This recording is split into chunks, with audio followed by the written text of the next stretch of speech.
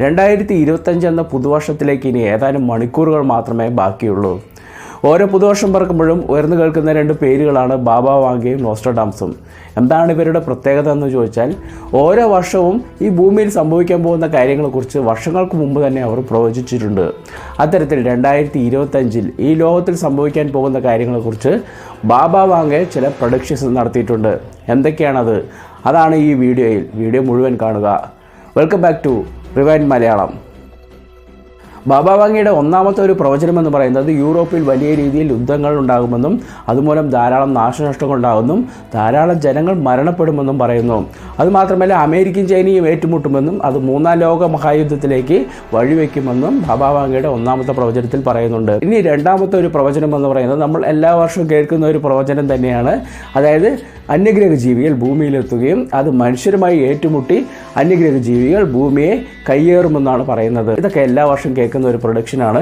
2025 അത് സംഭവിക്കുമെന്ന് നമുക്ക് കാത്തിരുന്ന് കാണേണ്ടതുണ്ട്. ഇനി അടുത്തൊരു പ്രവചനം എന്ന് പറയുന്നത് നമുക്കെല്ലാവർക്കും വളരെ ഉപകാരമുള്ള ഒരു പ്രവചനമാണ്. അതായത് നിങ്ങളൊന്ന് ചിന്തിച്ച് നോക്കിയാൽ, നമ്മുടെ മനുഷ്യാവയവങ്ങൾ പലതും ലാബിൽ മനുഷ്യൻ നിർമ്മിക്കാൻ തുടങ്ങിയാൽ എന്തായിരിക്കും ഈ ലോകത്തിൻ്റെ അവസ്ഥ?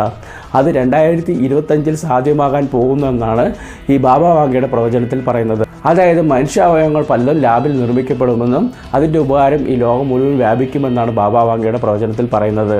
ഈ ഒരു പ്രവചനം സാധ്യമായി എന്ന് വിചാരിക്കുക. അത് മനുഷ്യരാശിയെ തന്നെ മാറ്റി എഴുതുന്ന ഒരു പ്രവചനമായിരിക്കും അല്ലേ?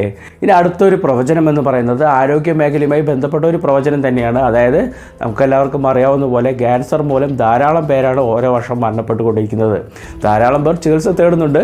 എന്നിരുന്നാലും അവർ ജീവിതത്തിലേക്ക് വരാതിരിക്കുക അങ്ങനെയൊക്കെ സംഭവിക്കാറുണ്ട്.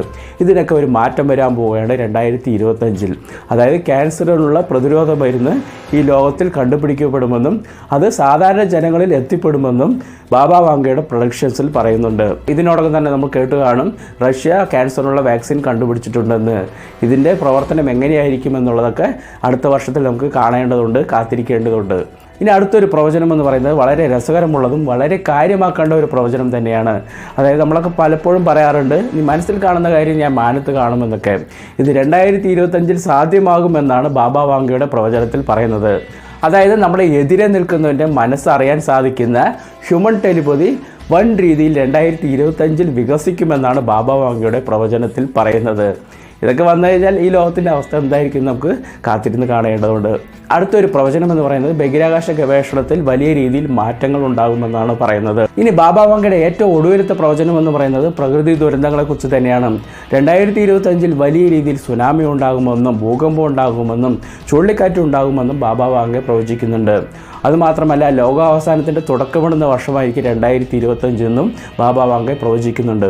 അപ്പോൾ നമുക്ക് സ്വാഭാവികമായിട്ട് ഒരു സംശയം ഉയർന്നു വരാം. അതായത് എപ്പോഴാണ് യഥാർത്ഥത്തിൽ ലോകാവസാനം ഉണ്ടാവുക എന്ന്.